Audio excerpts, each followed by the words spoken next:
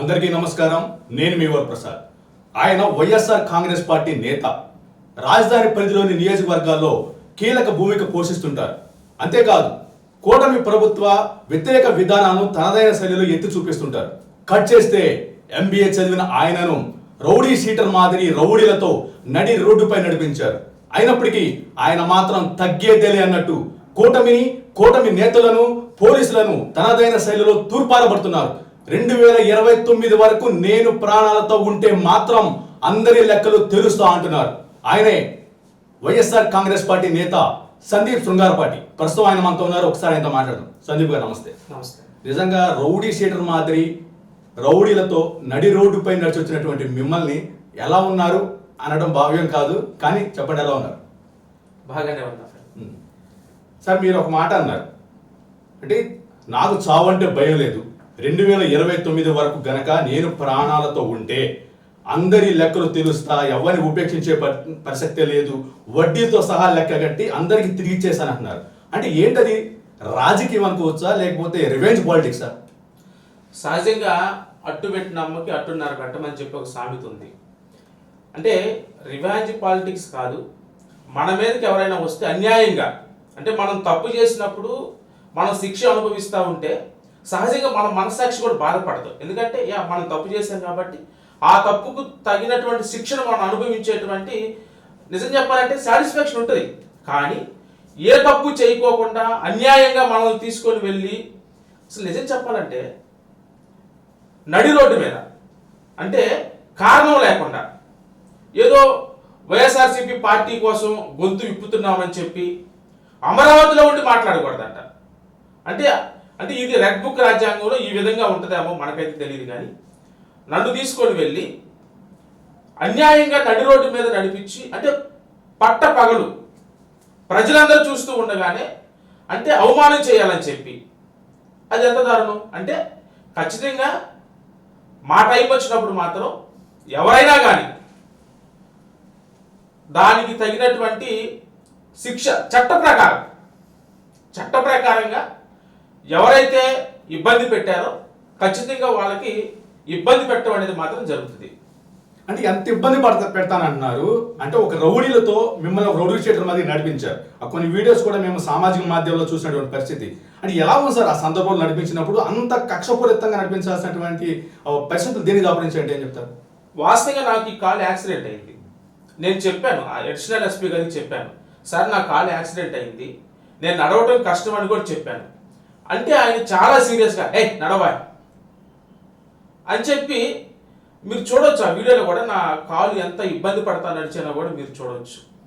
పైగా నా చేతులు ఇట్లా చాచి చాలా బలవంతంగా ఆ హంట్ ఉంటుంది, దాంతో చాలా బలవంతంగా ఇట్లా ప్యాట్ను కొడతా ఉంటే నిజంగా చాలా సురుకు అనిపించింది. కానీ అప్పుడు మనం ఏం చేయలేని పరిస్థితి. ఎందుకంటే ఫోన్లు కూడా కింద పెట్టి పైకి తీసుకొని వెళ్ళి కొట్టారు. పర్లా, ఇబ్బంది ఏం లేదు, అన్నిటికీ సమాధానం చెప్పేటువంటి రోజు ఖచ్చితంగా వస్తుంది. ఎంత దూరం నడిపించారు? ఎంతమంది ఉన్నారు మొత్తం ఆ రోజు? దాదాపు 2 కిలోమీటర్స్ వరకు నడిపించారు. ఉన్నారు దాదాపుగా ఒక 100 మెంబర్స్ వరకు ఉన్నారు. 2 కిలోమీటర్స్ వరకు నడిపించారు. వాళ్ళందరూ కూడా గంజాయి బ్యాచ్, అంటే నేను చూశాను కాబట్టి అందరూ గంజాయి తీసుకునే బ్యాచ్, రకరకాల చిల్లర బ్యాచీలు ఉన్నారు. సో వాళ్ళలో తీసుకొని వెళ్ళి నన్ను కూడా నడిపించడం అనేది చాలా దుర్మార్గం. అది 2 కిలోమీటర్లు నడి రోడ్డు పైన ఒక రౌడీ షీట్లా నడిచినప్పటికీ, లేదా నడిపించినప్పటికీ కూడా మీరు ఇంకా ఫైర్ అనేది చల్లాలేదు. ఏంటి ఆ తెగువ ధైర్యం ఏంటి? మీరు మోస్తున్న జెండానా? మా ధైర్యం జగన్మోహన్ రెడ్డి గారు. మేము మోస్తున్న జెండాలోనే, మా నాయకత్వంలో, మా జగన్మోహన్ రెడ్డి గారిలోనే మాకున్నటువంటి ఆ ధైర్యం కానీ ఆయన చూసుకునే తప్ప మాకంటూ వ్యక్తిగతంగా మేము యాక్చువల్గా చెప్పాలంటే మేము సామాన్య కుటుంబం నుండి వచ్చాము. మాది వ్యవసాయ బ్యాక్గ్రౌండ్ కుటుంబం. సో జగన్మోహన్ రెడ్డి గారిని చూసుకునే మాకు ఆ ధైర్యం వస్తుంది. రైట్. ఇప్పుడు మీరు చెప్పారు మీ వ్యవసాయ కుటుంబం, అసలు పూర్తిగా మీ కుటుంబ నేపథ్యం ఏంటి? శృంగారపాటి సందీప్ అడుగులు రాజకీయ వైపు పడ్డాలి గల కారణాలు ఏంటంటే ఏం చెప్తారు? మా ఇన్స్పిరేషన్ జగన్మోహన్ రెడ్డి గారు. ఎందుకంటే జగన్మోహన్ రెడ్డి గారికి, అంటే ప్రజా జీవితంలో జగన్మోహన్ రెడ్డి గారు ఒక విప్లవాత్మకమైనటువంటి మార్పులు సమాజంలో తీసుకురావాలని చెప్పి జగన్మోహన్ రెడ్డి గారు ఒక కృత నిశ్చయంతో ఏ విధంగా పనిచేస్తా ఉన్నారు, దాంట్లో భాగంగా మేము కూడా జగన్మోహన్ రెడ్డి గారిని ఇన్స్పిరేషన్గా తీసుకొని జగన్మోహన్ రెడ్డి గారిని చూసి వచ్చాము. సహజంగా మా కుటుంబం వ్యవసాయ కుటుంబం. మా నాన్నగారు వ్యవసాయం చేస్తూ ఉంటారు. మేము నలుగురు బ్రదర్స్ ఉన్నాం. మా అన్నయ్య వాళ్ళు ముగ్గురు, మా తమ్ముడు, మా అన్నయ్య వాళ్ళు ఇద్దరు వ్యవసాయం చేస్తూనే ఉంటారు. నేను ఎంబీఏ చదువుకున్నాను. సహజంగా నేను చదువుకొని జగన్మోహన్ రెడ్డి గారిని చూసి జగన్మోహన్ రెడ్డి గారితో నడవాలని చెప్పి రాజకీయాల్లోకి వచ్చినండి. అంటే చదువుకున్న వారు రాజకీయాల్లో రావాలి అన్నటువంటి ఉద్దేశంతోనే వచ్చారంటారా? ఎస్, చదువుకున్న వాళ్ళు రాజకీయాల్లోకి రావాలి. ఎందుకంటే మనకున్న నాలెడ్జ్ని మనం ఖచ్చితంగా ప్రజల కోసం, ప్రజల యొక్క సేవ కోసం మనం వాడాల్సిన అవసరం ఉంది. యువత రాజకీయాల్లోకి రావాలి. జగన్మోహన్ రెడ్డి గారి ఉద్దేశం కూడా అంతే. యువత రాజకీయాల్లోకి రావాలి. రాజకీయంలో మనం అంటే నిష్పక్షపాతంగా, జెన్యున్గా పనిచేయాలి. దానికి చదువుకున్నటువంటి యువత చాలా అవసరం. నేను ఒక మాట అడుగుతాను, సూటిగా చెప్పండి. సందీప్ శృంగారపాటి ప్రశాంతంగా పడుకొని ఎన్ని రోజులైంది? నిజంగా గుండె మీద చేసుకొని మీరు చెప్పండి. మీరు నిద్రపోయే సందర్భంలో పోలీసులు మీకు గుర్తొస్తున్నారు. ఎవరయ్యా పోలీసులు? ఏం చేస్తారు పోలీసులు? ఏం చేస్తారు? ఏం చేస్తారని అడుగుతా ఉన్నా. ప్రశాంతంగా నిద్రపోతా, నాకేం భయం లేదు.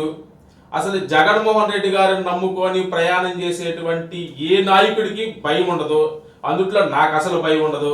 అసలు నా బ్లడ్లోనే భయం లేదు. నేను ప్రశాంతంగా నిద్రపోతా. నాకు ఆ ఇబ్బందులు ఏమీ లేవు. ఎందుకంటే నేను రియల్గా చెప్తున్నాను. నేను జగన్మోహన్ రెడ్డి గారి కోసం ప్రాణం ఇవ్వాల్సిన సందర్భాలు వస్తే చాలా ప్రశాంతంగా, చాలా ఆనందంగా, జగన్మోహన్ రెడ్డి గారి కోసం ప్రాణం ఇవ్వాల్సినటువంటి అవకాశం వస్తే దానిని ఖచ్చితంగా వదులుకోను. చాలా ప్రశాంతంగా ఆ కార్యక్రమాన్ని ముగిస్తాను. ఇప్పుడు జగన్మోహన్ రెడ్డి కోసం మీరు ప్రాణ త్యాగంకైనా వెనుకని చెప్పి అంటున్నారు.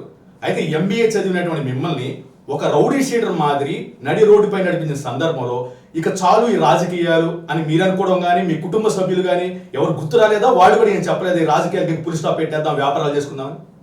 సహజంగా మా అమ్మ చెప్తుంది ఏమనంటే, అయ్యా ఇప్పుడు చాలా ఇబ్బందులు పెడతా ఉన్నారు, ఇప్పటికే చాలా కేసులు పెట్టారు, చాలా సందర్భాలు ఇబ్బంది పడతా ఉన్నావు, ఇప్పుడు అంత తొందర ఏముంది, చాలా టైం ఉంది కదా అని అంటారు. కానీ మా అమ్మకి, మా నాన్నకి, మా అన్నయ్య వాళ్ళకి, మా ఇంట్లో వాళ్ళందరూ తెలుసు ఏది వీడు జగన్ గారి కోసం ఏదైనా చేస్తాడు, చెప్పినా వినడు అని తెలుసు. నా మనసుకి నాకు ఎప్పుడు అనిపించలే. ఎందుకంటే ఎందుకు మనం తప్పు చేస్తున్నావా? నిజంగా మనం తప్పు చేస్తే అప్పుడు భయపడాలి, లేకపోతే మనం ఆలోచించాలి. మనం మంచి చేస్తున్నప్పుడు ఎందుకు ఆలోచించాలి? సో అవసరం లేదు, ఆలోచన కూడా నేను ఎప్పుడు చేయలే, భవిష్యత్తులో కూడా చేయను కూడా. సందీప్ శృంగారపాటి తప్పు చేయడం మీరు అంటున్నారు. అసలు మీ ఫస్ట్ కేసు ఏంటి? ఒక ప్రతిపక్ష నాయుడిగా ఉన్నటువంటి ముఖ్యమంత్రి చంద్రబాబు నాయుడు పైన మీరు చెప్పులు వేయాల్సినటువంటి ఆ కోపం కసి ఎందుకు వస్తుందంటే ఏం చెప్తారు?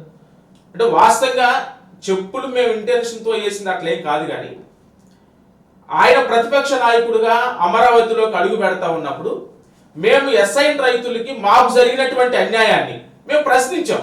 ఎందుకంటే పట్టా రైతులకు ఒక ప్యాకేజీ, ఎస్ఐన్ రైతులకు ఒక ప్యాకేజీ, అక్కడ జరిగినటువంటి వివక్షతను మేము క్వశ్చన్ చేశాం. అంటే ఎస్ఐన్ రైతులకు ఏముంటుందని సహజంగా మాట్లాడుకుందాం. ఎస్ఐన్ రైతులకు ఏముంటుంది? 1 ఎకరా, మా ఉంటే బాగా ఎక్కువగా ఉంటే 2 ఎకరాలు. సో ఆ ఎకరం, 2 ఎకరాలు, 1/2 ఎకరాలు ఉన్నటువంటి రైతుల్ని ఎంత వివక్షత గురి చేశారంటే, వాళ్ళకేమో 1450 గజాలు ఇస్తారు, ఎస్ఐన్ రైతులకేమో 600 గజాలు ఇస్తారు. అంటే దాన్ని వివక్షత అనరా? పేదవాడికి అసలు మనం ఏం కోరుకుంటాం? అందరూ ఎప్పుడు మనం అభివృద్ధి చెందడానికి ప్రభుత్వాలు సహకారం ఎప్పుడు దొరికితే అప్పుడు ప్రజలందరినీ కూడా ఆర్థికంగా ముందుకు తీసుకెళ్లాలనేటువంటిది ప్రభుత్వ బాధ్యత కూడా. అలాంటప్పుడు అవకాశం వచ్చినప్పుడు రాజధానిలో ఎస్ఐన్ రైతులు ఎంత ఉన్నారండి? మా ఉంటే అది 3,000-4,000 ఎకరాలు. అది సో మీరు 50,000 ఎకరాలు తీసుకున్నారు ఫస్ట్ ఫేజ్లో. ఒక 3-4 ఎకరాల్లో వాళ్ళకి సమానమైన ప్యాకేజ్ ఇస్తే ఏం పోతుంది? మీ సొమ్ము అంటే మీ ఇంట్లో సొమ్ము తీసుకొచ్చారు. ఇది ఏమన్నా లోకేష్ ఇంట్లో నుంచి, చంద్రబాబు గారి ఇంట్లో నుంచి తీసుకొని ఇస్తున్నారా? ఒక ఎస్ఐన్ రైతు దగ్గర నుంచి భూమి తీసుకొని సమానమైనటువంటి పరిహారం ఇవ్వమంటే అక్కడ వివక్షత చూపారు. అంటే వివక్షతకు గురవుతున్నా, అన్యాయానికి గురవుతున్నా, ఆర్థికంగా నష్టపోతున్నా అంటే మేమేం మాట్లాడకూడదు. దానికోసం జరిగిందే తప్ప ఇంటెన్షనల్ గా వాళ్ళకి మాకేముంటది? వ్యక్తిగత ద్వేషాలు ఏముంటాయి? అదైతే చెప్పేసేస్తారా? అంటే అక్కడ ఆయన మీద మేము చెప్పులేయాలనో అట్లాంటిదేం కాదు. మేము చెప్తా ఉన్నాను కదా, మేము ఏదో భయపడో దడిసో చెప్పపోని చెప్పే సందర్భాలు ఏమీ లేవు కదని. అది యాదృచ్ఛికంగా జరిగిపోయింది. అది అదేంటంటే ఒక జనాలు గుంపులు అన్నట్టుగా జరిగిపోయింది తప్ప పర్టికులర్గా సందీప్ చెప్పులేసాడు రాలేసాను ఆ కార్యక్రమంలో అదంతా నేను ఆర్గనైజేషన్ చేశాను కాబట్టి ఇక ఆ కేసు నా మీద పెట్టారు. వాస్తవంగా అక్కడ ఆ రోజు ఒక 1000 మంది దాకా జనాలు ఉన్నారు. కాకపోతే ఆ ప్రోగ్రామ్ సందీప్ ఆర్గనైజేషన్ చేశాడని చెప్పి ఆ కేసు అంతా నా మీద బనాయించేశారు. సరే, మీరు అలా కవర్ చేసుకుంటున్నారో లేకపోతే వాస్తవంగా మీరు చెప్తున్నారో ఆ విషయాన్ని పక్కన పెట్టేద్దాం. 3 సార్లు ముఖ్యమంత్రిగా చేసినటువంటి వ్యక్తి, 3 సార్లు ప్రతిపక్ష నేతగా ఉన్నటువంటి వ్యక్తి నారా చంద్రబాబు నాయుడికి మీరు శవయాత్ర చేసి అంత్యక్రియలు నిర్వహించిన నేపథ్యంలో మీ మీద ఇన్ని కేసులు పెట్టడం తప్పంటారా? వాస్తవ శవయాత్ర చేశాను.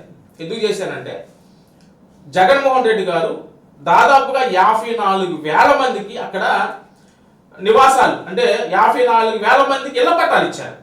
ఆ ఇళ్ల పట్టాలు ఇస్తే ఆయన ఏమంటాడు, అక్కడ సామాజిక సమతుల్యం ఉంది అంటే అక్కడ పేదలకు అక్కడ పట్టాలు ఇస్తే అక్కడ స్లమ్లు ఏర్పడతాయి అని చెప్పి ఇంకొక దారుణమైనటువంటి విషయం ఏం మాట్లాడారంటే కనీసం ఒక శవం పూడ్చిపెట్టుకోవడానికి కూడా సరిపోదు అన్నాడు.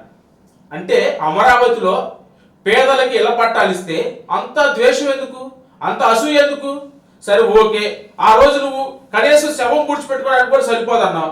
మరి ఈ రోజు మీరు వచ్చారు కదా అధికారంలోకి, కనీసం 3 సెంట్లు ఇవ్వచ్చు కదా పేదలకి. ఇదిగా జగన్మోహన్ రెడ్డి గారు ఆ రోజు తక్కువ ఇచ్చాడు, ఇదిగో నేను వచ్చాను ఇప్పుడు పేదలందరికీ నేను 3 సెంట్లు నేను 4-5 సెంట్లు ఇస్తున్నానని చెప్పి ఇదిగో నేను ఉదార స్వభావం చాటుకున్నానని చెప్పి చెప్పొచ్చు కదా.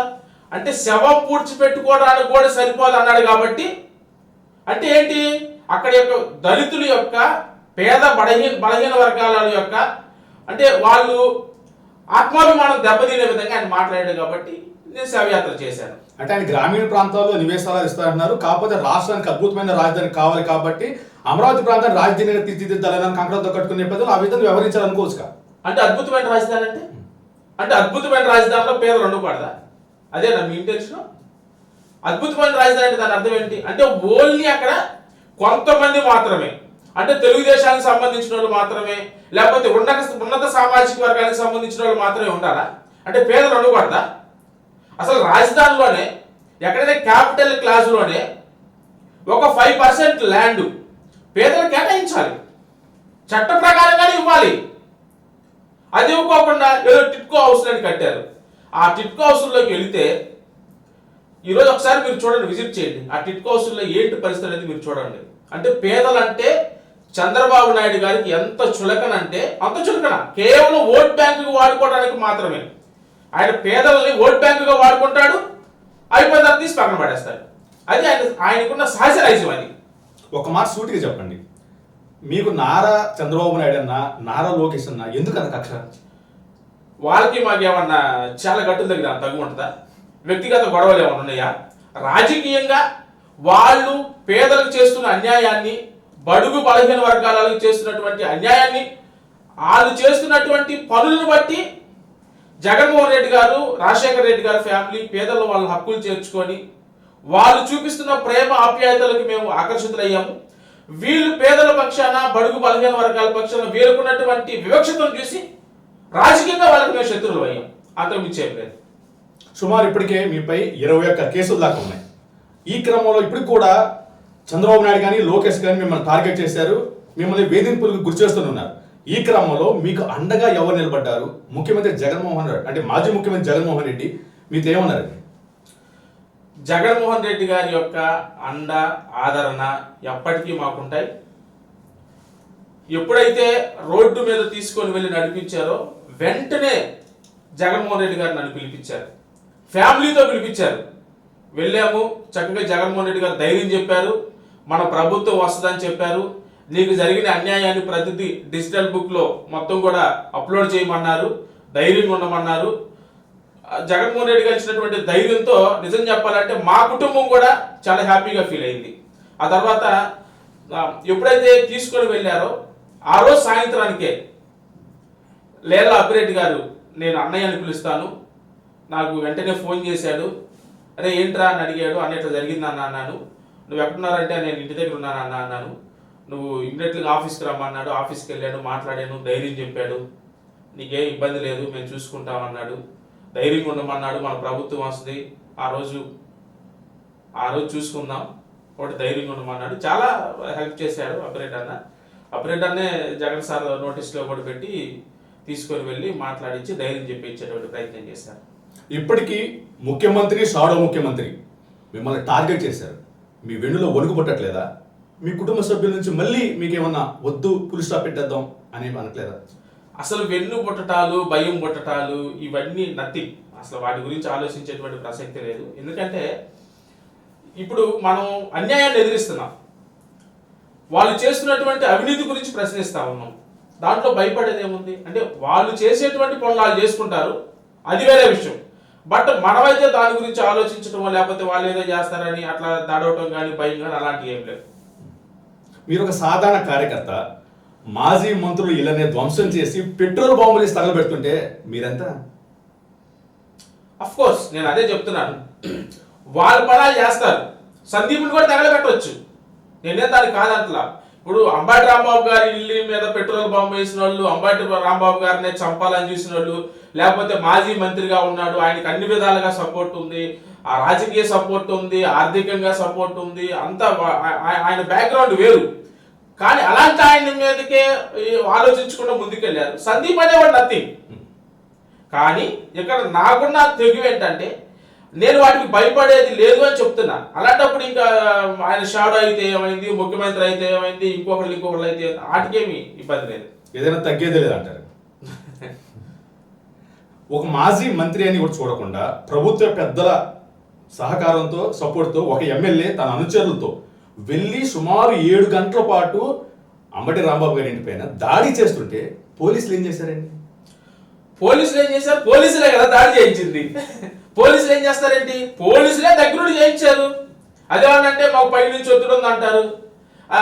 అసలు అంబటి రాంబాబు గారి ఇంటికి వైఎస్ఆర్సీపీ నాయకుల్ని కార్యకర్తలను రాకుండా వాళ్ళని అడ్డుకొని వీళ్ళకి ప్రొటెక్షన్ ఇస్తూ వీళ్ళతో దాడి చేయించిందా పోలీసు వాళ్ళు కదా. పోలీసు వాళ్ళు ఏం చేస్తారు? దాడి చేయించిందా పోలీసు వాళ్ళు చేశారు, అదే చేశారు, దాడి చేయించారు. ఆ సందర్భంలో జిల్లా ఎస్పీని కలిసేందుకు వెళ్ళిన నాగయ్యని ఆయన కనీసం ఒక అరగంట సేపు కూడా మిమ్మల్ని కలిసేందుకు కూడా అవకాశం ఇవ్వలేదని చెప్పి కూడా ఒక ప్రచారం ఏముంది? వాస్తవే కదా. మాజీ హోమ్ మినిస్టర్ వచ్చారు, ఎమ్మెల్యేలు వచ్చారు, చాలా మంది ఇన్ఛార్జీలు వచ్చారు, దాదాపుగా 500-600 మంది వైఎస్ఆర్సీపీ నాయకులు పోయారు అక్కడికి.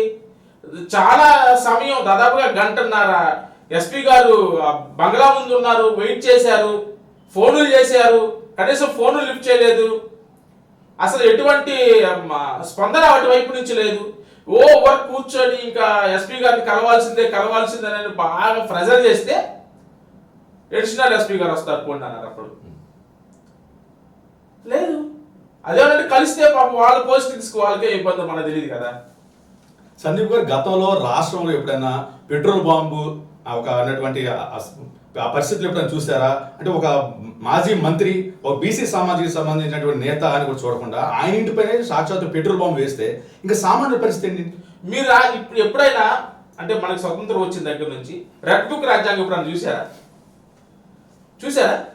ఇది రెడ్ బుక్ రాజ్యాంగం అండి. రెడ్ బుక్ రాజ్యాంగంలో పెట్రోల్ బాంబులు ఉంటాయి, మటర్లు ఉంటాయి, ఏదైనా ఉంటాయి. అంటే రెడ్ బుక్ రాజ్యాంగంలో ఇక అది దాన్ని జరుగుతుంది కదంతే, దాన్ని మనమే క్వశ్చన్ చేయడానికి లేదు. అయితే కర్మ ఎవరిని వదిలిపెట్టదు. గతంలో జోగి రమేష్ వ్యవహార శైలి, అంబటి రాంబాబు మాట్లాడిన మాటల కారణంగానే ఇటువంటి పరిస్థితులు దాపరించాయని కూటమి నేతలు అంటున్నారు. ఏం మాట్లాడకూడదా? అంటే వాళ్ళు చేస్తున్న అన్యాయాన్ని ప్రశ్నించకూడదా? వాళ్ళు చేస్తున్న అవినీతిని ప్రశ్నించకూడదా? అదే నేరమా ప్రజాస్వామ్యంలో?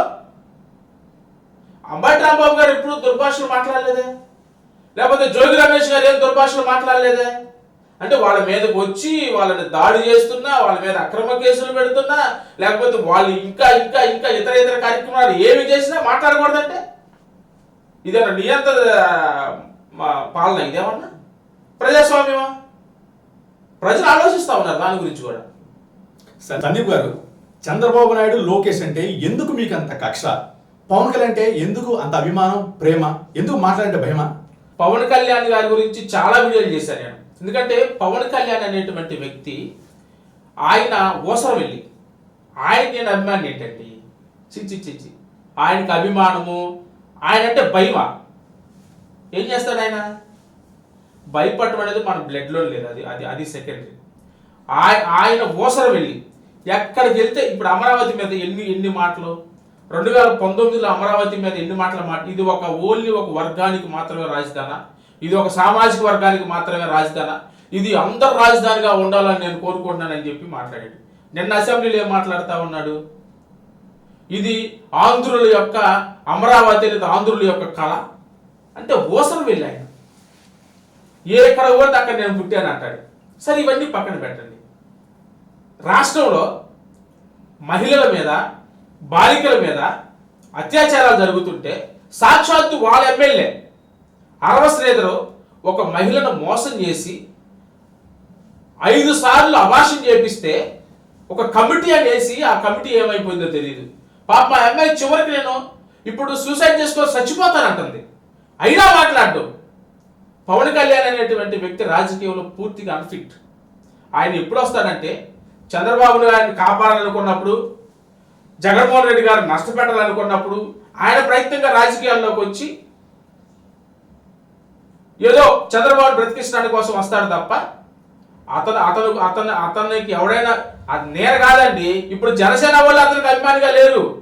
ఒకప్పుడు ఆయన ఏదో పొడుస్తాడు, నేను ఏదో రాజకీయాల్లో మార్పు తెస్తానని చెప్పే ఏదో పాపం మా కాపు సోదరులు ఏదో సపోర్ట్ చేశారు. ఇప్పుడు అందరికి అర్థమైపోయింది, ఆయన మనల్ని తాకాటు పెట్టేస్తున్నారు. తీసుకొని వెళ్ళి చంద్రబాబు కాళ్ళ దగ్గర పెట్టేశాడు మనల్ని.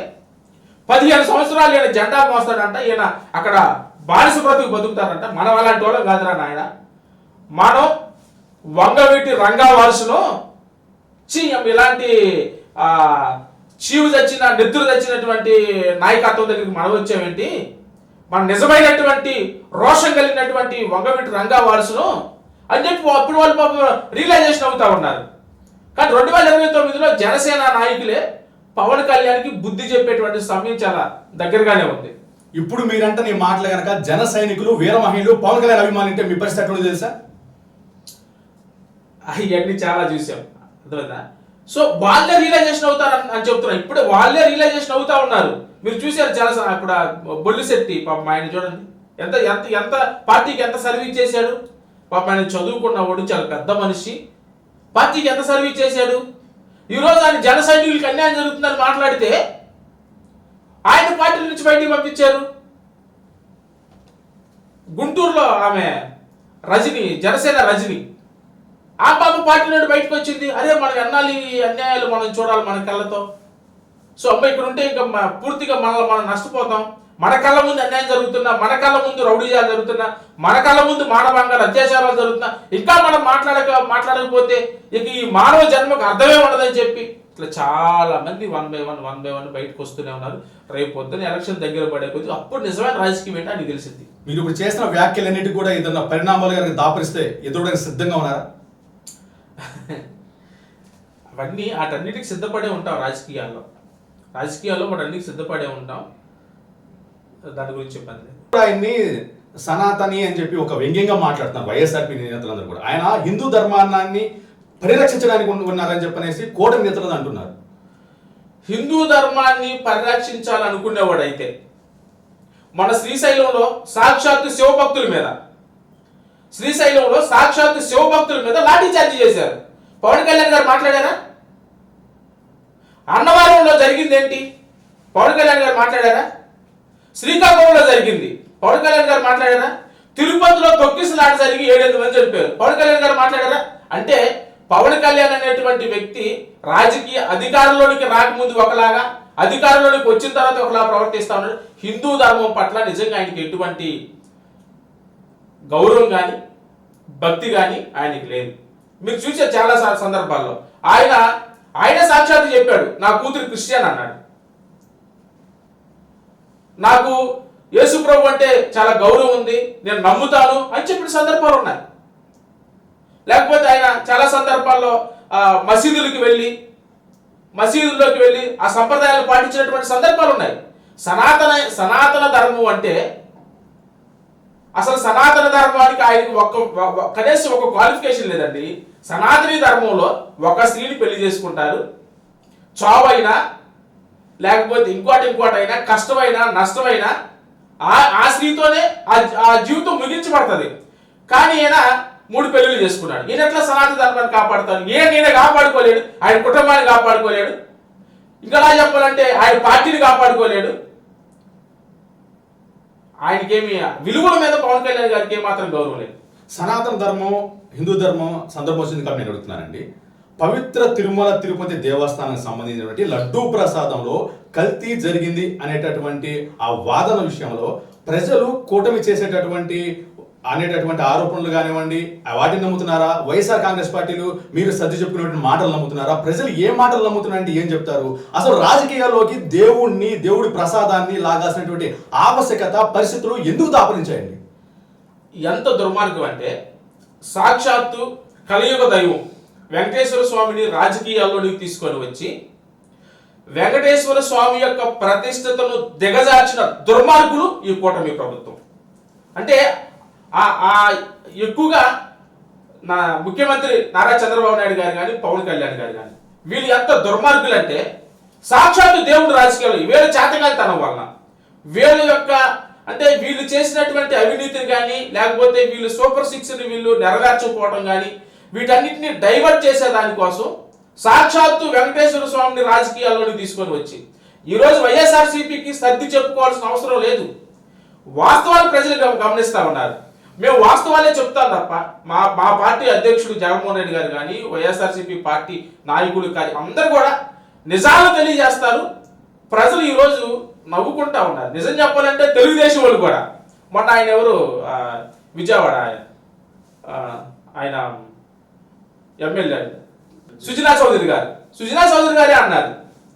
అంటే ఈయనకి ఎవరు డైరెక్షన్ ఇస్తా ఉన్నారు, ఎవరు ఈ విధంగా గైడ్ చేస్తా ఉన్నారు ముఖ్యమంత్రికి అని చెప్పి సాక్షాత్తు వాళ్ళ ఎమ్మెల్యేలు. ఇంకోలా చెప్పాలంటే తెలుగుదేశం వాళ్ళు రచ్చబండల దగ్గర అంతా ఇదే. ఎందుకు ఇంత దరిద్రం పట్టుకుంది, ఎందుకు దేవుడు రాజకీయాల్లో తీసుకొచ్చి లేని విషయాలు చెప్పి భక్తుల మనోభావాలు దెబ్బతినే విధంగా ఎందుకు ఈ విధంగా వీళ్ళు వ్యవహరిస్తా ఉన్నారు, వీళ్ళకి ఏం కర్మరా బాబు అని చెప్పి తెలుగుదేశం వాళ్ళే మాట్లాడుకుంటా ఉన్నారు. సందీప్ గారు, ఎందుకు మాజీ ముఖ్యమంత్రి వైఎస్ జగన్మోహన్ రెడ్డి గారికి ఆయన్ని ఒక క్రిస్టియన్ గా ముద్ర వేయాలని చెప్పేసి టీడీపీకి జనసేన కూడా ఒక ప్రయత్నం చేస్తుంది. అసలు నిజంగా ముఖ్యమంత్రికి మతం అవసరమా? ఎంత అంటే ఇదంతా కూడా ఒక ముసుగులో. అసలు నిజంగా ఎవరైనా సరే ముఖ్యమంత్రి స్థానంలో ఉండే వాళ్ళ కులాలు ఏంటండి, మతాలు ఏంటండి, రాజకీయాలు ఏంటండి? నీకు ముఖ్యమంత్రి స్థానంలోకి వచ్చేంతవరకే రాజకీయాలు. ముఖ్యమంత్రి స్థానంలోకి వచ్చిన తర్వాత ఏమని ప్రమాణ స్వీకారం చేస్తారు? ఒక ఎమ్మెల్యే కానీ, ఒక ముఖ్యమంత్రి గారు కానీ ఏమని ప్రమాణ స్వీకారాలు చేస్తారు? నేను ఒకసారి చూపిస్తాను, ప్రమాణ స్వీకారం కూడా మీకు ఒకసారి చూపిస్తాను.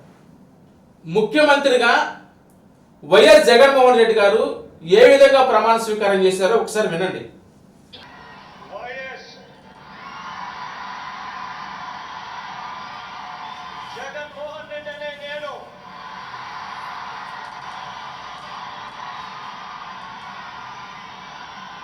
శాసనం ద్వారా నిర్మితమైన భారత రాజ్యాంగం పట్ల నిజమైన విశ్వాసం, విధేయత చూపుతానని, భారతదేశ సార్వభౌమాధికారాన్ని, సమగ్రతను కాపాడుతానని ఆంధ్రప్రదేశ్ రాష్ట్ర ముఖ్యమంత్రిగా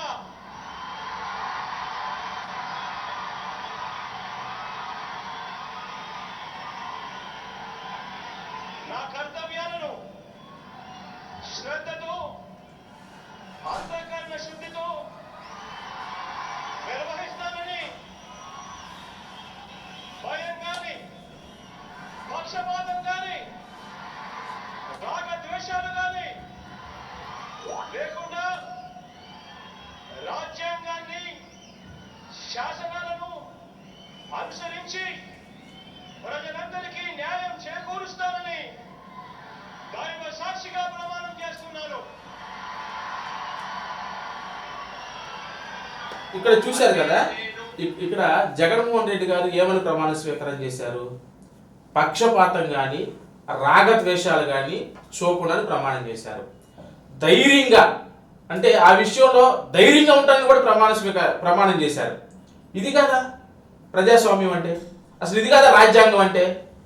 ఒక ముఖ్యమంత్రి స్థానంలో ఉన్న వ్యక్తి హిందువులకు ఒక న్యాయం, క్రిస్టియన్స్కి ఒక న్యాయం, లేకపోతే ముస్లిమ్స్కి ఒక న్యాయం, బౌద్ధులకు ఒక న్యాయం, అట్లా ఉండదు కదా. ఒక ముఖ్యమంత్రిగా ఉన్నటువంటి వ్యక్తి పెద్దన్న పాత్ర పోషిస్తూ రాష్ట్రానికి ఒక తండ్రిలాగా ఉంటూ కులాలకి మతాలకి అతీతంగా, ఇంకోలా చెప్పాలంటే జగన్మోహన్ రెడ్డి గారు ముఖ్యమంత్రిగా ఉన్నప్పుడు అనేకమైనటువంటి అధికారికంగా కార్యక్రమాలు హిందూ ధర్మాన్ని నిర్వర్తించుటలో, పాటించుటలో చిత్తశుద్ధితో జగన్మోహన్ రెడ్డి గారు చేశారు.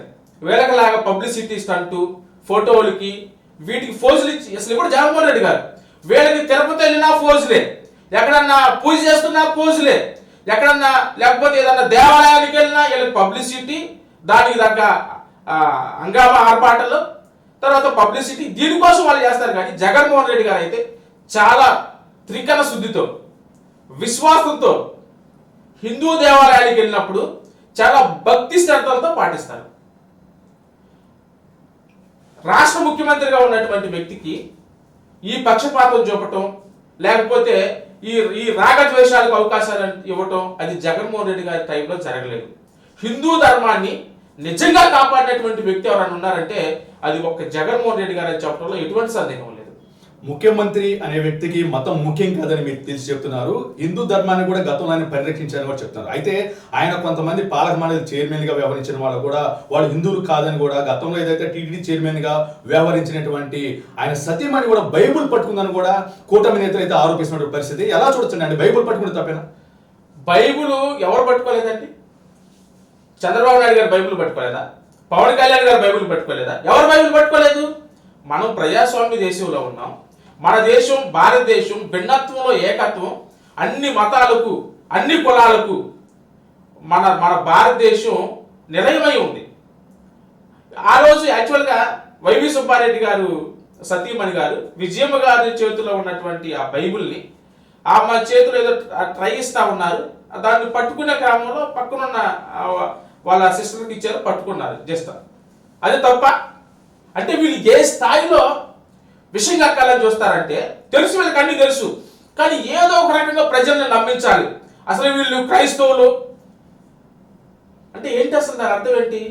నువ్వు ముఖ్యమంత్రిగా ఉన్నావు, సిగ్గులేదు ఆ మాట మాట్లాడటానికి? అంటే నువ్వు ఎవరికి ముఖ్యమంత్రివి?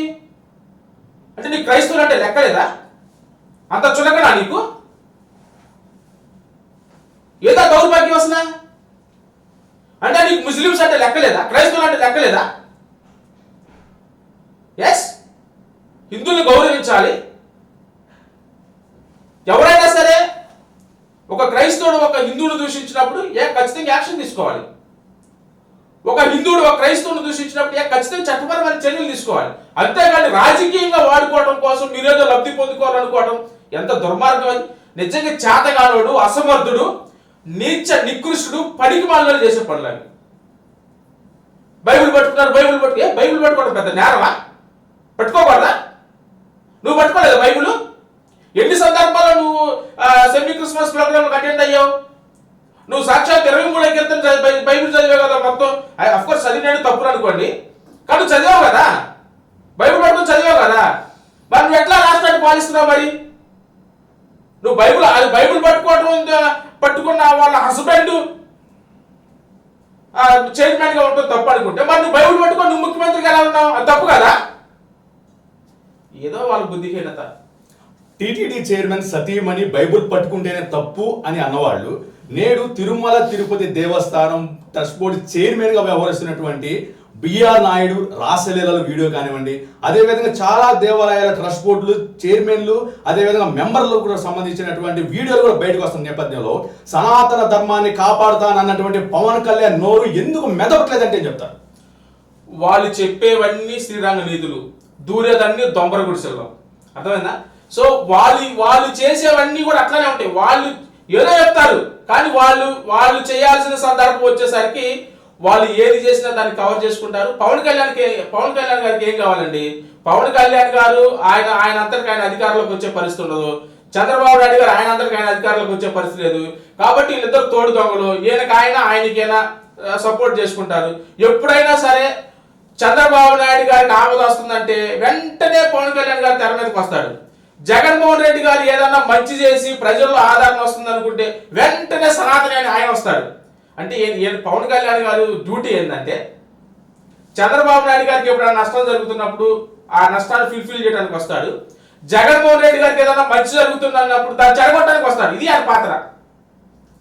సో పవన్ కళ్యాణ్ గారు నెల నెల ఆయనకి రావాల్సింది ఆయనకు వస్తుందండి. అందరూ అంటా ఉన్నారు, నేను కూడా చాలా సార్లు చూశాను, నెలకు 150 కోట్లు అంట ఆయనకి హైదరాబాద్లో ఇస్తారంట. ఆయన 150 కోట్లు అంటే నెల నెల వెళ్ళిపోద్ది. ఇంకా ఆయన ఏంటి ఈ జన సైనికులందరినీ తీసుకొని వెళ్ళి అక్కడ తాకట్టు పెట్టాడు. ఇక ఆయన పని ఆయనకు అవుతా ఉంది. జన సైనికులందరూ తాకట్టు పెట్టారు అంటున్నారు. ఇందాక కూడా మీరు మాట్లాడినట్టు కూడా జనసేన ఎమ్మెల్యే ప్రభుత్వ విప్పు కూడా, ఆ విప్పు కూడా ఎవరైతే ఉన్నారో అరవ శ్రీధర్ పైన కూడా నాకు అన్యాయం చేశాడు, పలుమార్లు అభాషణ చేయించాడు, నా న్యాయం చేయండి అని పవన్ కళ్యాణ్ ఓ మహిళ వేడుకున్నప్పుడు కూడా స్పందించలేదు. మరి దానికి కారణం ఏంటంటే ఏం చెప్తారు? పవన్ కళ్యాణ్ గారు అదే ఇప్పుడు ఆయన అంటే కూటమి నేతలు ఏ తప్పు చేసినా అసలు కూటమి నేతలు కాదండి, సాక్షాత్తు జన సైనికులకు అన్యాయం జరుగుతుంది. ఆయన ఎప్పుడైనా స్పందించాడా? జన సైనికుల్ని కూటమి నేతలు ట్రాక్టర్ తీసుకొని వెళ్ళి ఆ కారుని ఆ బండ కొట్టి తొప్పించి పారి చంపించేశారు. కానీ మాట్లాడా? ఎప్పుడు మాట్లాడతాడంటే నిన్న దళిత వాడల్లోకి వెళ్తే రఘురామకృష్ణరాజు గారిని మీద దాడి జరిగిందంట. అంటే వాళ్ళ కార్యకర్తలకు అన్యాయం జరిగితే మాట్లాడు, రఘురామకృష్ణరాజు గారికి అన్యాయం జరిగిందని వెంటనే వచ్చి స్పందిస్తాను, దానికి ఖండిస్తారంట ఇతను. జన సైనికులకి అన్యాయం జరిగితే ఖండించడు, జన సైనికుల మీద మరణాలు జరుగుతుంటే ఖండించడు, జన సైనికులు అవమానాలకు గురవుతుంటే ఖండించడు. నేను మాత్రం నా జన సైనికులు ఏమైపోయినా పర్లేదు, నేను మాత్రం 15 సంవత్సరాలు ఈ జెండాను మోస్తాను, తెలుగుదేశం జెండాను మోస్తాను, ఇలా అందరం తీసుకెళ్ళి తాకాటు పెడతాను నా వ్యక్తిగత స్వార్థం కోసం.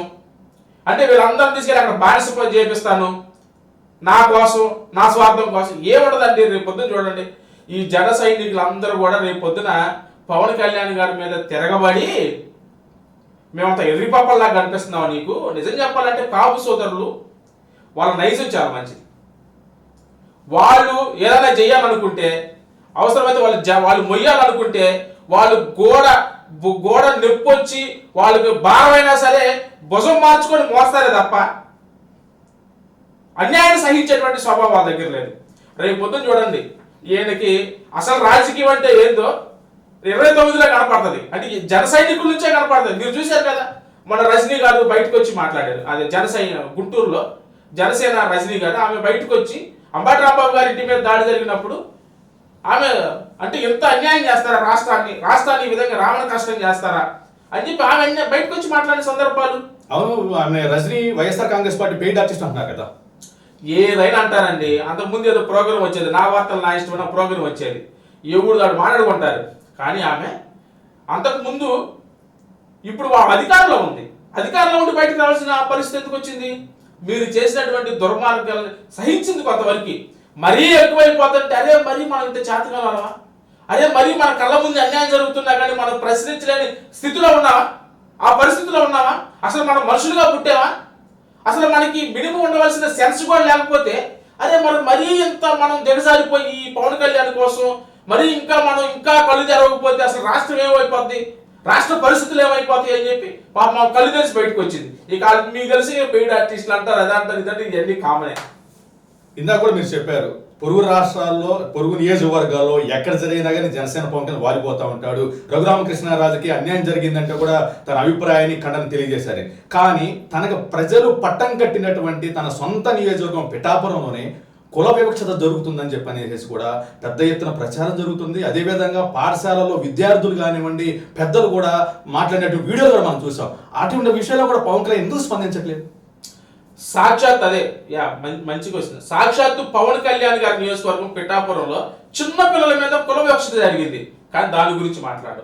అదే నియోజకవర్గాల్లో దళితుల్ని గ్రామ బహిష్కారం చేశారు, కానీ దాని మీద అంతకుముందు అంటాడు దళితులను అంటుంటే మీకు రోషం లేదా, మీకు సిగ్గు లేదా, మీకు కది లేదా, నాకు వస్తుంది రోషం. ఈయన కొత్తందంట పెద్ద రోషం.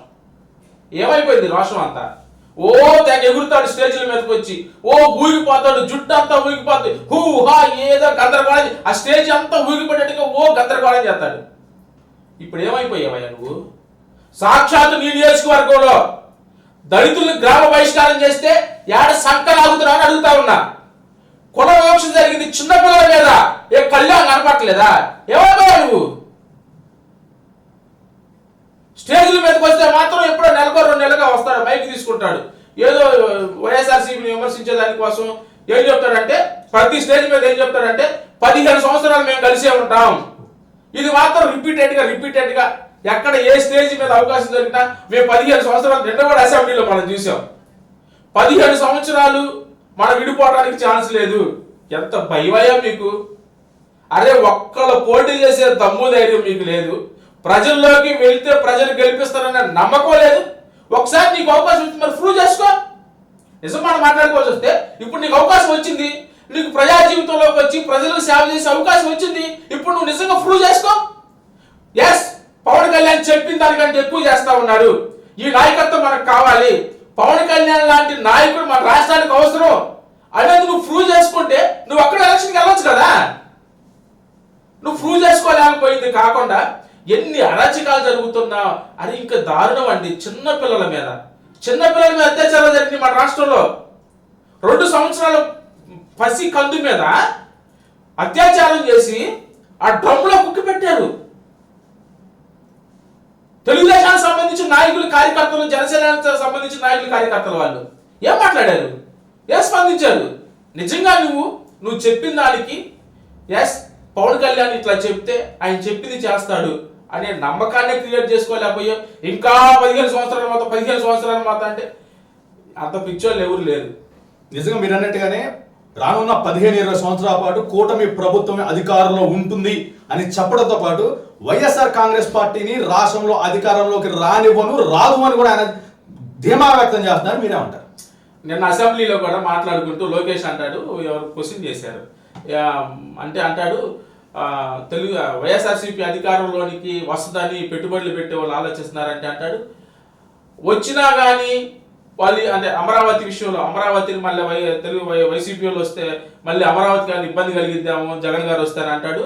అంటే ఇతను అంటాడు, లోకేష్ అంటాడు, అధికారంలోకి వచ్చినా కానీ అమరావతిని ఏం చేయలేరు. అంటే అధికారంలోకి వచ్చినా కానీ అంటే వస్తుందని వాళ్ళే ఒప్పుకుంటున్నారు. పవన్ కళ్యాణ్ కూడా మాట్లాడాడు, అధికారంలోకి వచ్చినా కానీ అమరావతిని ఏం చేయలేరు. అంటే మీరు ఎవరయ్యా రానిపోవటానికి? నీ ఓటు, లోకేష్ ఓటు, చంద్రబాబు గారు ఓటు అయితే అయిపోతా? మీ ముగ్గురు ఓటులతోనే జగన్మోహన్ రెడ్డి గారు ప్రతిపక్షంగా ఉంటారా, జగన్మోహన్ రెడ్డి గారు ముఖ్యమంత్రి అవుతారా? రాష్ట్ర ప్రజలు ఇప్పటికే చాలా బాధపడతా ఉన్నారు. అరే అనవసరంగా అదేదో సామెతం చూసారా, పాలిచ్చే గేదెను వదిలిపెట్టి తన్నే గేదెను తెచ్చుకున్నామని అన్నట్టుగా అదే జగన్మోహన్ రెడ్డి గారు సంక్షేమం ఇచ్చి నవరత్నాలు ఇచ్చి రాష్ట్రాన్ని సుభిష్టంగా ఏదో 3 పూలు 6 కాయలు అన్నట్టుగా రాష్ట్రాన్ని పాలిస్తే అనవసరంగా మనం ఈ దరిద్రాన్ని తీసుకొచ్చి నెత్తిన పెట్టుకొని ఈరోజు బాధపడుతున్నామని చెప్పి రాష్ట్రంలో ప్రజలు ఎంత బాధపడతా ఉన్నారంటే వాళ్ళకేం తెలిసిద్ది? వాళ్ళకి ఏదో పబ్లిసిటీ చేసుకొని ఏదో ఉన్నది లేనిది ఉన్నట్టుగా వీళ్ళకి బాగా అడుగుతే మీడియా ఉండేపాటికి వాళ్ళు అదే సామెతం చూసారా, ఏదో వాపం చూసి అదే పలుపు చూసి ఏదో అంటారు చూసారా, అట్లాగే వీళ్ళ పని అట్లా ఉంది. మీరు అట్లా అంటున్నారు. ఆంధ్రప్రదేశ్ రాష్ట్రంలో కూటమి ప్రభుత్వ హయాంలో అభివృద్ధి సంక్షేమం 2 కళ్ళుగా వెళ్తున్న నేపథ్యంలో రానున్న రోజుల్లో కూడా ప్రజలు పట్టం కట్టేందుకు సిద్ధంగా ఉన్నారు. సూపర్ 6 కూడా సూపర్ సక్సెస్ అయింది అంటున్నారు కదా. సూపర్ 6 దాని గురించి మనం మాట్లాడుకోవాలి. సూపర్ 6 అసలు సూపర్ 6లో ఫస్ట్ హామీ ఏంటి? 20 లక్షల ఉద్యోగాలు ఇస్తాం. 20 లక్షల ఉద్యోగాలు ఇవ్వకపోతే ఉద్యోగాలు ఇచ్చేంత వరకు డిగ్రీ కంప్లీట్ అయిన ప్రతి ఒక్కరికి 3,000 రూపాయలు నిరుద్యోగ భృతి ఇస్తామన్నారు. ఇచ్చారా సార్? అసలు ఫస్ట్ హామీ నెరవేరిందా? ప్రతి మహిళకి 1,500 చొప్పున 18 సంవత్సరాలు నిండిన ప్రతి మహిళకి 1,500 చొప్పున ప్రతి నెల ఇస్తామన్నారు. అసలు అది ప్రారంభం అయిందా? సంవత్సరానికి 3 సిలిండర్లు ఇస్తామన్నారు. ఇప్పుడు 2 సంవత్సరాలు ఎన్ని సిలిండర్లు ఇవ్వాలి? ఒకసారి ఇచ్చారు, మళ్ళీ డబ్బులు పెట్టి కొనుక్కున్నారు. పాపం డబ్బులు వేస్తారని అకౌంట్లో, ఆ డబ్బులు వేసింది లేదు. Super 6 super failure. ఏదో ఉచిత బస్సు పెట్టామన్నారు. ఏం చేశారు తెలుసా? ఒక రూట్లో ఉదాహరణకు 10 బస్సులు తిరుగుతాయి అనుకోండి. అంతకుముందు 10 బస్సుల్లో 8 బస్సులు ఎత్తేసారు. ఒక 2 బస్సులు తిరుగుతాయి. ఈ 2 బస్సులు పాపం వాళ్ళు చెయ్యి ఎత్తటం, వీళ్ళు ఆపుకొని పోవడం, వీళ్ళు చెయ్యి ఎత్తటం, వాళ్ళు ఆపుకొని పోవడం, ఇక వీళ్ళు బండబూతులు తిట్టుకోవడం. అసలు సూపర్ 6 అనేది సూపర్ ఫెయిల్యూర్ అనమాట. అంటే ప్రజలు వీళ్ళకి నోటికి ఏది వస్తే అది చెప్తారండి. అసలు అబద్ధాలు చెప్పడం అధికారులు రావటం, అబద్ధాలు చెప్పడం అధికారులు, అది చంద్రబాబుకి సహజంగానే మారిపోయింది. ఇప్పుడు అదే జరిగింది. ప్రజలు ఇప్పుడు ప్రజలకు బుద్ధి వచ్చింది, నేను మారిపోయాను అన్నారు. సో ఇప్పుడు అధికారంలోకి వచ్చిన తర్వాత మరలా ఆయన గతాన్నే మళ్ళా రిపీట్ చేస్తా ఉన్నట్టు ఇప్పుడు అర్థమైపోయింది ప్రజలకి. అయితే జగన్మోహన్ రెడ్డి గడిచిన ప్రభుత్వ మయంలో ముఖ్యమంత్రి ఉన్నప్పుడు కూడా బాగా అప్పులు పాలు చేసి రాష్ట్రాన్ని శ్రీలంకలా మాదిరి తీసుకొచ్చారని చెప్పనేసి అప్పుడున్నటువంటి టీడీపీ నేతలు కానీ జనసేన నేతలు కూడా ఆరోపించిన పరిస్థితి. అయితే ఇప్పుడు ఈ ప్రభుత్వం అధికారంలోకి వచ్చిన తర్వాత 22 నెలల్లో 3,40,000 కోట్ల రూపాయలు అప్పులు చేసిన నేపథ్యంలో ఇప్పుడు రాష్ట్రం ఎక్కడికి వెళ్తుందండి? అదే జగన్మోహన్ రెడ్డి గారు 5 సంవత్సరాల అధికారంలో ఉంటే కోవిడ్ లాంటి మహమ్మారి లాంటి సమయంలో కూడా మొత్తం 5 సంవత్సరాల మీద జగన్మోహన్ రెడ్డి గారు చేసిన అప్పులు ఎంత అండి? 3 లక్షల కోట్లు కూడా లేవు. కానీ వీళ్ళు వచ్చింది 22 నెలలకే 3,40,000 కోట్లు ఇప్పటికే వీళ్ళు అప్పు చేశారు. ఏమి చేసింది లేదు ఇంతవరకు. వాళ్ళు అమరావతిలో మీరు చూడండి ఒకసారి, అమరావతిలో ఏముంది, అమరావతికి ఇప్పటికీ కూడా కనీసం ఒక్క రోడ్డు కంప్లీట్ అవ్వలేదండి. నాతో రండి మీరు, నేను చూపిస్తా. అమరావతిలో ఈ రోజుకి వాళ్ళు వచ్చి 22 నెలలు అవుతుంది కదా. సిఆర్డీఏ కార్యాలయం ఓపెన్ చేశారు. సిఆర్డీఏ కార్యాలయం వస్తారండి, జనాలు నవ్వుతారండి. సిఆర్డీఏ కార్యాలయంలో ఓపెన్ చేయడం కూడా అదొక ప్రభుత్వం చేసే పని. అది అదే ఒక వ్యక్తి ఒక బిల్డింగ్ నేను కడతానండి ఇంటి వాళ్ళకి ఒక బిల్డింగ్, గవర్నమెంట్ ఏం చేయాలి? ఎంత సిఆర్డీఏ ఇప్పుడు అమరావతి పేరు మీద బయట నుంచి ఎంత అప్పులు చేస్తున్నారు? దాదాపుగా 72,000 కోట్లు అప్పు తెచ్చారు అమరావతి పేరు మీద. ఒక్క రోడ్డు కంప్లీట్ అయిందా? ఈ రోజు ముఖ్యమంత్రి గారి ఇంటికి వెళ్ళడానికి ఒక వెహికల్ వెళ్లాల్సి వస్తే ఇంకొక రెండో వెహికల్ వెళ్ళడానికి లేదు. అసలు అమరావతిలోనికి కనీసం ఒక ముఖద్వారం ఉందండి, ఒక రోడ్డు ఉందండి. భారీ వాహనాలు రావడానికి ఇప్పుడు అమరావతిలోకి అవుతుందా? ఏమీ లేదు. వీళ్ళు కమిషన్లో వీళ్ళ యొక్క స్వార్థాలు, వీళ్ళు డబ్బులు సంపాదించుకునేదానికి, అధికారాన్ని ఎంజాయ్ చేసేదానికి, ఇది వాళ్ళంతకు మించి ఏం లేదు. రాబో రోజుల్లో ఎయిర్పోర్ట్ కూడా నిర్మిస్తానంటున్నారు కదా. అన్నీ వేపిస్తారు, ఇంటికి ఒక ఎయిర్పోర్ట్ వేపిస్తారు వీళ్ళు. రేపు పొద్దున ఎలక్షన్ ఫ్యాన్ ఫెస్టివల్లో కూడా పెడతారు, మీకు ఇంటికి ఒక ఎయిర్పోర్ట్ కడతామంటారు. ఈ పోటకప్ మాటలన్నీ ప్రజలు రేపు పొద్దున చెప్తారు వీళ్ళకి. చంద్రబాబు గారు క్రెడిట్ స్టోరీలో మాస్టర్ అని కూడా చెప్పి వైఎస్ జగన్మోహన్ రెడ్డి సాక్షాత్ ఉంటున్న నేపథ్యంలో మీరేమంటారండి? ఒక్క క్రెడిట్ స్టోరీ ఏంటండి, చంద్రబాబు నాయుడు గారు దేంట్లోనైనా స్టోరీ చేయటంలో ఆయన మాస్టరే. ఇప్పుడు చూడండి, జగన్మోహన్ రెడ్డి గారు ముఖ్యమంత్రిగా ఉన్నప్పుడు అనేకమైనటువంటి కంపెనీలను ఆకర్షించే విధానంలో చాలా వరకు పేపర్ వర్క్ 80% 90% అయిపోయి ఇంకా 6 monthsలో ఇక్కడికి ఆ కంపెనీలు వస్తాయి అన్న సందర్భాల్లో, ప్రభుత్వం పోయిన సందర్భాల్లో ఇప్పుడు అవన్నీ అప్పుడు ఏదైతే జగన్మోహన్ రెడ్డి గారు ప్రామిస్ చేసి వాటన్నిటిని ఆ కంపెనీలన్నిటిని తీసుకురావడానికి ప్రయత్నం చేశారో, ఇప్పుడు చివరిలో వాళ్ళు వచ్చి ఆ కంపెనీలు ఇక్కడికి వచ్చేసరికి ఇదంతా మేమే చేసాం. అదాని డేటా సెంటర్ ఎవరి హయాంలో? జగన్మోహన్ రెడ్డి గారి హయాంలో కదా అదాని డేటా సెంటర్. ఇప్పుడు ఈరోజు మెటల్ స్టీల్ ప్లాంట్ అది జగన్మోహన్ రెడ్డి గారి హయాంలోనే కదా. ఎత్తుపోతల పథకం జగన్మోహన్ రెడ్డి గారి హయాంలోనే కదా. భోగాపురం ఎయిర్పోర్ట్ జగన్మోహన్ రెడ్డి గారి హయాంలోనే కదా మొత్తం జరిగింది. 90% అప్పుడు మొత్తం అయిపోయింది. ఫిషింగ్ హార్బర్స్ జగన్మోహన్ రెడ్డి గారి హయాంలోనే కదా మొత్తం 80-90% కంప్లీట్ అయిపోయింది. అంటే అవన్నీ జగన్మోహన్ రెడ్డి గారు చేస్తే చివరిలో వీళ్ళు వచ్చి వాటన్నిటికి ఓపెనింగ్ చేస్తారు. ఇదంతా నేనే చేశాను వీళ్ళందరికీ ఓదర కొట్టడానికి వీళ్ళకి డబ్బా మీడియా ఒకటి ఉంది, ఎల్లో మీడియా. ఈ పత్రికలు 2-3 పత్రికలు 4-5 ఛానళ్ళు ఉన్నాయి.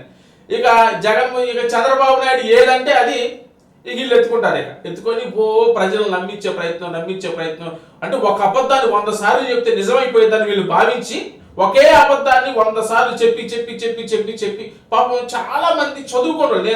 నేను స్వయంగా చూశాను. ఇప్పుడు మా అమ్మ ఉంది, మా అమ్మగారు ఏం చేస్తారంటే ఫోన్లో ఏదో వింటది. విన్నప్పుడు వాళ్ళు తెలుగుదేశం వాళ్ళు చెప్తారు ఫోన్లో ఏమని, ఇంకా జగన్మోహన్ రెడ్డి గారి పని అయిపోయింది, ఇక జగన్మోహన్ రెడ్డి గారికి అధికారంలోకి వచ్చే ఛాన్సే లేదు, ఇక ఆయన ఏదో అదాని డేటా సెంటర్ తీసుకొచ్చాడు, ఇక ఇంకేముంది రాష్ట్రం అభివృద్ధి చెందిపోయిందంట అని తెలుగుదేశం వాళ్ళు ఏదో ఒక వీడియో చేస్తారు. మా అమ్మ చూస్తా, మా అమ్మ తెలియదుగా. మా అమ్మ చూసి ఏం చేస్తుందంటే, అయ్యా సాయంత్రం నేను ఇంటికి వస్తాను అంటది. అయ్యా ఇక జగన్ గెలవడంటగా అయ్యా అంటది. ఎవరు చెప్పారమ్మా అంట. ఫోన్లో చెబుతుంటున్నానయ్యా అంటే నేను అప్పుడు అనుకుంటా, పాపం దీన్ని నమ్మే ప్రజలు ఇంకా చాలా మంది ఉన్నారు. అమ్మా అట్ట కాదులమ్మా, చెప్పే వాళ్ళు తెలుగుదేశం వాళ్ళు చెప్తారు, వాళ్ళ మాటలు నమ్మాకమ్మా, వాళ్ళకి అనుకూలంగా వాళ్ళు చెప్పుకుంటారు, అలాంటి నమ్మొద్దంటే యావనయ్యా ఈ జగనానికి రానిస్తారో లేదో, వీళ్ళందరూ కలిసి ఇట్లా చెబుతుంటే భయం వేస్తుంది ఎట్లా అంటే దాన్ని నమ్మేవాళ్ళు కూడా ఉంటారు. కాబట్టి వీళ్ళు దాన్ని క్యాష్ చేసుకొని ఇక ఇట్లా నమ్మే జనాంగం కొంతమంది ఉంటుంది కదా అని చెప్పి ఇక ఊరికే ఇక ఒక అబద్ధాలు 100 సార్లు చెప్పేటువంటి ప్రయత్నం చేస్తారు. ఈ TV5, ABN, ఆంధ్రజ్యోతి, ఈటీవీ, ఈనాడు, వీళ్ళందరికీ ఇదే పని. అది పరిస్థితి. సందీప్ గారు, ఆంధ్రప్రదేశ్ రాష్ట్రంలో ఉన్నటువంటి కూటమి ప్రభుత్వాన్ని ప్రశ్నిస్తున్నా ఎదురు తిరిగినా రెడ్ బుక్ అంటారు, కేసులు అంటారు, అరెస్టులు అంటారు, వేధింపులు కూడా చేస్తున్నారు. ఎలా చూడొచ్చు అంటారు దీన్ని? అంతవరకు పోయేదేందండి. ఇప్పుడు జై జగన్ అంటే కేసు తెలుసా? జై జగన్ అంటేనే కేసు. కేక్ కట్ చేస్తే కేసు. ఊరగా ఏదో జగన్మోహన్ రెడ్డి గారు మనకి ఆ పర్యటన మన నరసరాపేట వెళ్ళారు. నరసరాపేట వెళ్తే ఎవడో ఒక ఫ్లెక్సీ పట్టుకున్నాడు, రఫా అని. ఆ ఫ్లెక్సీ పట్టుకున్నందుకు నాన్ బెయిలబుల్ కేసులు. కానీ వీళ్ళ ప్రభుత్వంలో ఇప్పుడు అంటే వాళ్ళ నాయకులు ఆయన మొన్న పుట్టా మహేష్ యాదవ్ ఉన్నాడు. ఆయన సాక్షాత్తు ఒక ఎంపీగా ఉండి, ప్రజాప్రతినిధిగా ఉండి, డ్రగ్స్ తీసుకొని సాక్ష్యాధారాలతో దొరికి పాజిటివ్ వచ్చింది. కానీ ఆయన మీద ఏం కేసు? నాన్ బెయిలబుల్ కేసు పెట్టాలి కదా. బెయిలబుల్ కేసు ఎట్లా పార్లమెంట్కి వెళ్ళిపోయాడు తెల్లారిపాటికే. ఈరోజు నైట్ 9-10 గంటల జరిగిపోతే వెంటనే స్టేషన్ బెయిల్ ఇవ్వటం, వెంటనే పార్లమెంట్కి వెళ్ళిపోవడం. అంటే వీళ్ళు ఏం చేసినా సరే, ఇప్పుడు వైసీపీ నాయకుడు జస్ట్ ఊరికే కోడిని కోసుకుంటే, కోడిని రోజు కోసుకుంటాం కదా మనం, కోడిని కట్ చేస్తే నాన్ బెయిలబుల్. కానీ వీళ్ళ హయాంలో ఆడపిల్లలను మోసం చేసి 5 సార్లు అబార్షన్ చేయించిన, సాక్షాత్తు ప్రజాప్రతినిధులు చేసిన ఏమీ ఉండదు. అసలు మాట్లాడేవాళ్ళు పట్టించుకునేవాళ్ళు, వాళ్ళకంతా లైసెన్స్. కానీ జై జగన్ అన్నా కానీ ఇక్కడ మాత్రం బెయిలబుల్ కేసులు, జైలుకి వెళ్ళటాలు, అట్లా ఇవన్నీ కామనే. నిజంగా మహిళలు వేధిస్తున్నటువంటి ప్రజాప్రతినిధుల విషయాల్లో కూడా ఎటువంటి చర్యలు లేవనేటువంటి ఒక ఆరోపణ అయితే వినిపిస్తుంది. మీరన్నట్టు కూడా ఇందాక ఎంపీ డ్రగ్ కేసులో దొరికినప్పుడు కూడా కనీసం ఆయన స్టేషన్ బెయిల్ ఇచ్చి కూడా షోకాజ్ నోటీసులు కేసులో కూడా రాజకీయాలు చేస్తున్నారని అంటున్నారు. అదేవిధంగా పెట్రోల్ బాంబులు వేసినట్టు కూడా చర్యలు లేవు. ఎట్లా చూడుతుంటారు చర్యలకి? నేను చెప్తుంది అదే. వాళ్ళు చెప్పేవన్నీ శ్రీరంగ నీతులు, దూరేదంటే దొంబర గుడిసెలు. వాళ్ళు ఏది చేసినా ఎవడు పట్టించుకోడు. ఎందుకంటే ఊరగా స్టేజ్ల మీదకి వచ్చి మాత్రం చంద్రబాబు నాయుడు అంటాడు, ఎవడైనా సరే డ్రగ్స్ తీసుకుంటే అదే వాడికి చివరి రోజు. ఏది స్టేజ్ మీద ఎవరు చెప్తారు? వీళ్ళు పాపం ప్రజలు చెప్తారు. ప్రజలు నాకు చూసిన వాళ్ళు, అమ్మో చంద్రబాబు గారు చాలా స్ట్రిక్ట్గా ఉన్నారు, అమ్మో ఎవరైనా డ్రగ్స్ తీసుకుంటే అమ్మో ఆ రోజుతో అది చివరి రోజు అంట. వాళ్ళ పార్టీలో రాజకీయ నాయకులు పిల్లలందరూ చేసే పనులు అవే. డ్రగ్స్ తీసుకు ఆయన పేరు ఏంటి? ఆదినారాయణ రెడ్డి, జమ్మలమడికి ఎమ్మెల్యే. ఆదినారాయణ రెడ్డి కొడుకు హైదరాబాద్లో డ్రగ్స్ తీసుకుంటూ వాళ్ళ పిల్లలు చేసే పనులు అన్నీ అవే.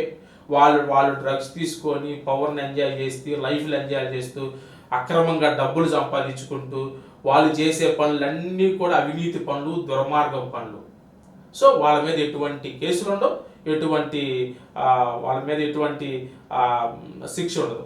సందీప్ గారు, వైఎస్ షర్మిల గారిని వైసీపీ కార్యకర్తలందరూ కూడా ప్రేమగా షర్మిలమ్మ అంటుంటే ఆమె మాత్రం వైఎస్ఆర్ కాంగ్రెస్ పార్టీ క్యాడర్ మొత్తం కూడా వైసీపీ కార్యకర్తలందరూ కూడా కుక్కలు అంటున్నారు.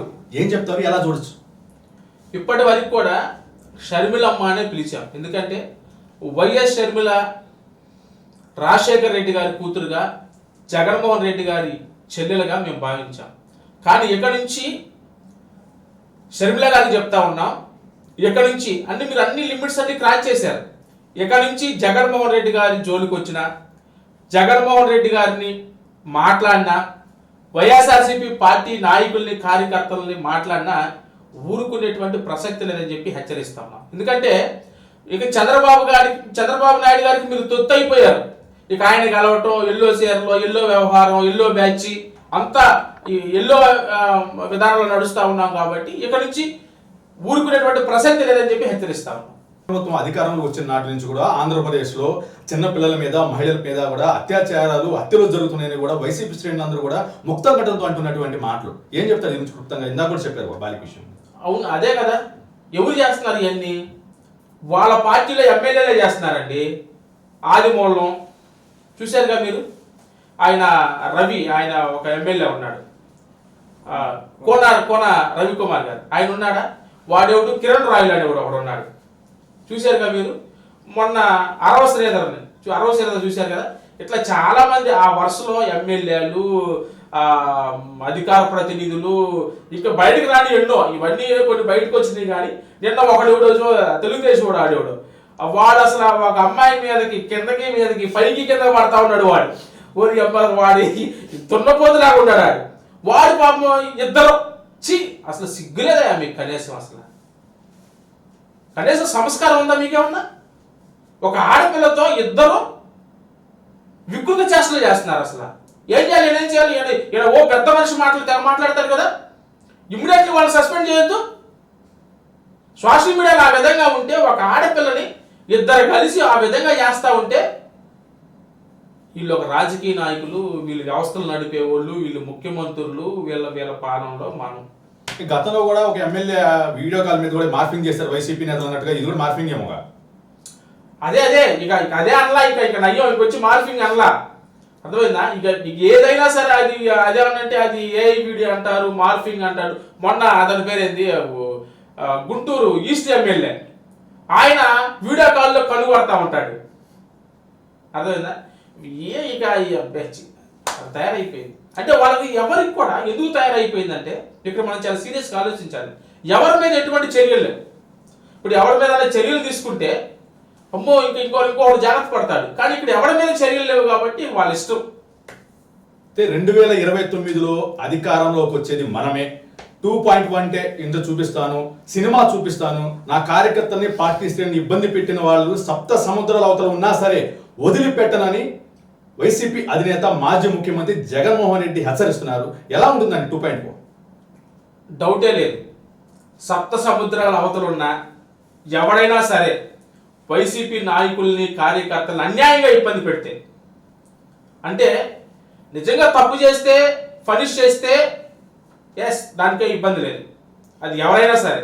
కానీ ఎటువంటి తప్పు చేయకుండా అన్యాయంగా వైసీపీ కార్యకర్తలను కానీ, నాయకులను కానీ ఎవడైనా ఇబ్బంది పెడితే, వాళ్ళు అధికారులైనా, వాళ్ళు పెద్ద నాయకులైనా, తోపులైనా, ఇంకోటి ఎవడైనా సరే మొత్తాన్ని చట్టం ముందు నిలబెట్టేటువంటి కార్యక్రమం జగన్మోహన్ రెడ్డి గారు చేస్తారు. ప్రముఖ నటుడు ఎమ్మెల్యే నందమూరి బాలకృష్ణ అసెంబ్లీ సాక్షిగా జగన్ సైకో అన్నారు. ఎలా చూస్తారు ఆ విషయాన్ని?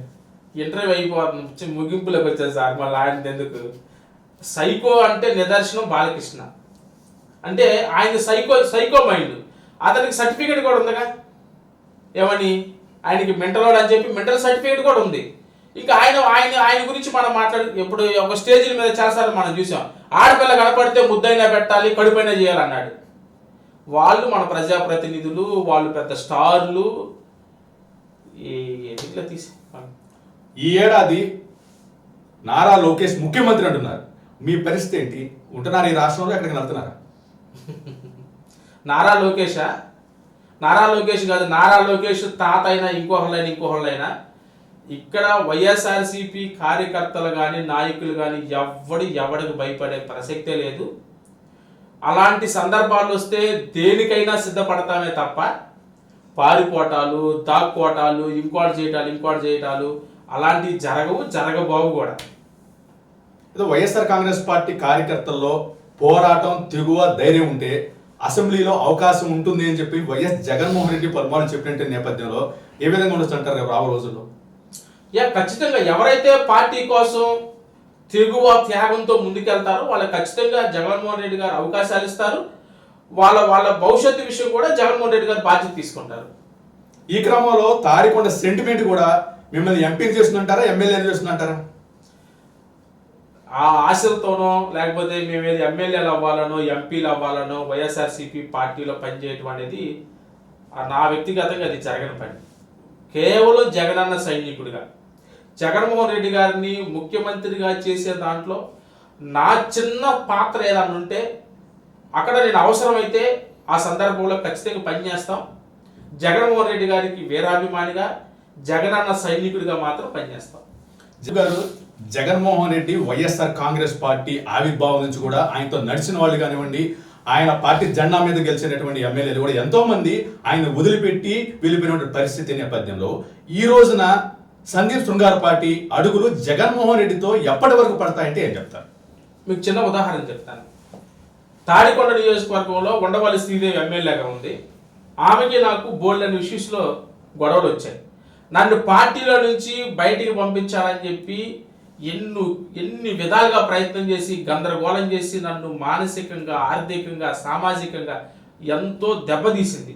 అలాంటివి తట్టుకొని నిలబడ్డా నేను పార్టీలో నుంచి ఎవరు పోయినా ఎవరున్నా ఈ సందీప్ అనే వ్యక్తి, ఈ సందీప్ అనేటువంటి చివరి రోజు వరకు కూడా, మరలా చెప్తున్నాను, చివరి రోజు వరకు కూడా అది లాభమో నష్టమో కష్టమో సుఖమో మంచో చెడో జగన్మోహన్ రెడ్డి గారితోనే మా ప్రయాణం ఉంటుంది తప్ప ఇంకొక వైపు మా కళ్ళు కూడా అట్లా చూడవు. అయితే మీ కట్టె కాలేవంత వరకు కూడా జగన్మోహన్ రెడ్డి ఉంటానని చెప్పి అంటున్నారు. ఉండవల్లి శ్రీదేవి విషయంలో కూడా పోరాడని చెప్తున్నారు గతంలో. అయితే ఇప్పుడు అదే ఉండవల్లి శ్రీదేవి గారు మీ కార్పొరేట్ చైర్మన్ అనే నేపథ్యంలో ఆమె నుంచి వేధింపులు కానివ్వండి, కక్ష సాధింపు చర్యలు ఏమైనా చదువుతున్నారు? ప్రస్తుతానికి ఆమె నుంచి అలాంటి ఇబ్బందులు ఏం లేవు. సందీప్ గారు, నేనైతే ఇప్పుడు దాకా మీతో ఇంటర్వ్యూ చేశాను. మీరు నాకేమలేదు, నేను మీకేమలేదు. కాతే నా దగ్గర 99 పైసలు అయితే లేవు, కానీ ₹1 అయితే ఉంది. నాకు ఈ ₹1 ఆంధ్రప్రదేశ్ రాష్ట్రంలో ఏం వస్తుంది, మీరేమి ఇప్పించగలుగుతారు చెప్పండి. మీరు గతంలో కూడా చాలాసార్లు వీడియోలు చేశారు. నేనే ఇప్పించలేను, కానీ లోకేష్ గారి దగ్గరికి పోతే ఇప్పిస్తాడు. అయితే దీంట్లో ఇంకొక మర్మం కూడా ఉంది. రూపాయి అనేది ఎదురు కనపడుతుంది, కానీ వెనకమాల మాత్రం చాలా పెద్ద పెద్ద బ్యాగులు కావాలి. అంటే రూపాయికే 99 పైసలకే భూములు ఇస్తాము. ఎలాంటి భూములు అవి? వైజాగ్లో, అమరావతిలో, మనకి విజయవాడలో కూడా, ఇది